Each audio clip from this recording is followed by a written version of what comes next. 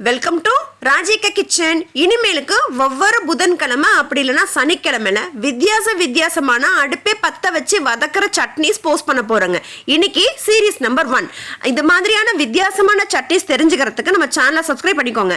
அடுப்பே பற்ற வைக்காத instant chutneys ஒவ்வொரு ஞாயிற்றுக்கிழமையும் ஈவினிங்ல போஸ்ட் பண்ணிட்டு இருக்கோம். அதை தெரிஞ்சுக்கிறதுக்கு நோட்டிபிகேஷன் பெல்ல ஆன் பண்ணிக்கோங்க.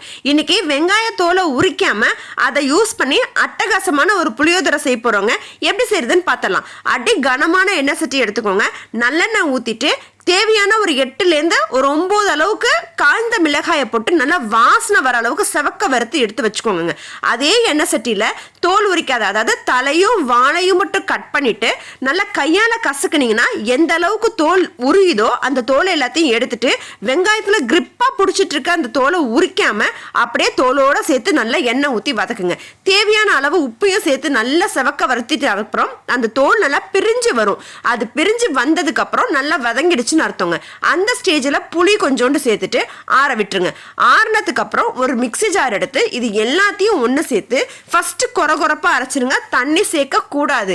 ஏன்னா நம்ம இது சாதத்துல போட்டு சாப்பிட போறோம் அப்படின்னா சாதம் சலசலன்னு ஆயிடும். நம்ம சாப்பிடும் போது நல்லா இருக்காது. ஸோ அதனால தண்ணி தேவைப்பட்டா டீஸ்பூன் அளவு கொஞ்சம் கொஞ்சமா சேர்த்து நல்லா கட்டியா திக்கா அரைச்சிக்கோங்க சட்னியை.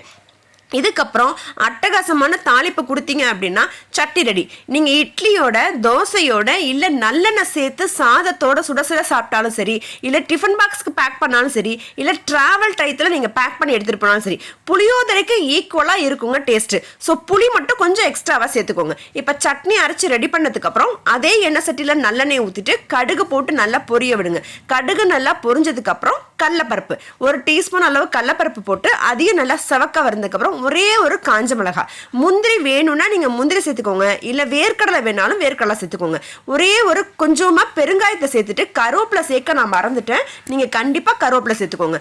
அதுக்கப்புறம் சுட சுட வடிச்ச சாதத்தை நல்லா இதை அடுப்பை ஆஃப் பண்ணிட்டு சாதத்தை சேர்த்துட்டு நல்லா கிளறி விடணும். நல்லெண்ணெய் சேர்த்துட்டு நீங்க அரைச்சி வச்சிருக்க சட்னியை கொஞ்சம் கொஞ்சமா சேர்த்து கிளறி விடுங்க. நல்லா கிளற நமக்கு தேவையான அளவு வந்ததுக்கு அப்புறம் ஸ்டாப் பண்ணிக்கலாம். தேவைப்பட்டுச்சுன்னா நீங்க நல்லெண்ணெய் கூட கடைசியாக பச்சை எண்ணெயை லாஸ்ட்டாக சேர்த்துக்கிட்டிங்கனாலும் வாசம் அட்டகாசமாக இருக்குங்க. அவ்வளோதாங்க. இதை நல்லா கிளறி விட்டு டிஃபன் பாக்ஸில் ட்ராவல் டயத்தில் எடுத்துகிட்டு போனீங்கன்னா அட்டகாசமாக இருக்கும். தோசை இட்லியோட தொட்டு சாப்பிடவும் சூப்பராக இருக்குங்க. அடுத்த வாரம் வேறு ஒரு வித்தியாசமான சட்னியில் உங்கள் எல்லாரையுமே பார்க்குறேன். இதை ட்ரை பண்ணுங்கள். அது வரைக்கும் உங்ககிட்ட இருந்து டாடா சொல்லிக்கிறேன். பாய்.